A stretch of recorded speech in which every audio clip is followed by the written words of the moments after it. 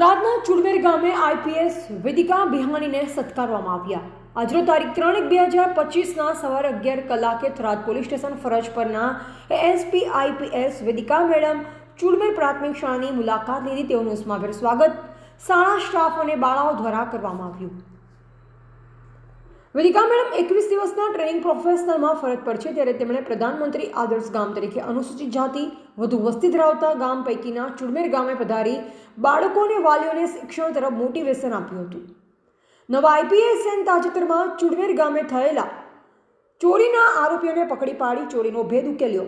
આ અગાઉ ચુડમેર ગામના ડીમા રોડ પર રહેતા પટેલ નારાયણભાઈ ખેસીભાઈના ખેતરના રહેણાંક મકાનમાં 35 લાખની ચોરી થઈ હતી, તેનો ભેદ ઉકેલવા તથા એક હિટ એન્ડ રન કેસમાં 2 જણ ગંભીર રીતે ઘવાયા હતા। તેઓ પૈકીના એક બળવંતભાઈ નાગજીભાઈ વરણ કે જેઓ પીએસઆઈની ભરતીની તૈયારી કરતા અને લાઇબ્રેરીમાં અભ્યાસ કરી પાછા ફરતા આ હિટ એન્ડ રનમાં તેમનો જીવ ગુમાવવો પડ્યો હતો।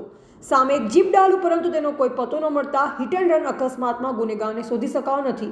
લોકો દ્વારા એવી હકીકત જાણવા મળી કે તળાવ ગામનો એક સાતીર ચોર ગાડીઓ, બાઇક વગેરેની ચોરી કરી આ ગાડી લઈ ભાગી રહ્યો હોય, તેના દ્વારા આ હિટ એન્ડ રન અકસ્માત સર્જાયો હોય તેવું માનવું હતું। નવા આઈપીએસ મેડમની કામગીરીને સમાજ શિક્ષણ પ્રત્યેની લાગણી બાબતે ચુડમેર ગામના અગ્રણીઓ અને શાળા સ્ટાફે આભાર વ્યક્ત કર્યો।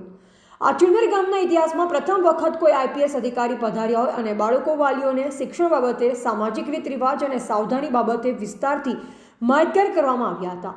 આ પ્રસંગે શાળાના સામાજિક વિજ્ઞાનના ટીચર વેરસીભાઈ સોલંકી, આચાર્ય અજયભાઈ પરમાર, શ્રીમતી સુમિત્રાબેન નીનામા સાહેબ તથા સ્ટાફગણ અને આરોગ્ય ખાતાના અંકિતાબહેન તથા એફએચડબલ્યુ આશા વર્કરશ્રીઓ, પૂર્વ ચેરમેન થરાદ તાલુકા પંચાયત શ્રીમતી બબીબેન એસવરણ તથા સરપંચ શ્રી સીતાબેન દેવરામભાઈ આસલ, કીર્તિલાલ આચાર્ય અને ગામના મોભી કલ્યાણભાઈ વરણ અને સૌજીભાઈ રણછોડભાઈ ઠાકોર, નરબતભાઈ નાઈ, નારાયણભાઈ ખેસીભાઈ પટેલ અને પૂર્વ સરપંચ રાયસિંગ બૌદ્ધ, જ્યોતિબેન નરબતભાઈ વરણના પુત્ર તથા વર્તમાન પોસ્ટ માસ્ટર ચુડમેર હાજર રહી કાર્યક્રમ સફળ બનાવવા બનતા પ્રયત્ન કર્યા અને આભાર વિધિ કરી સંપન્ન કાર્યક્રમ કર્યો હતો। એવા બાબુ ભાટિયા, સંબંધ ભારત ન્યૂઝ, થરાદ।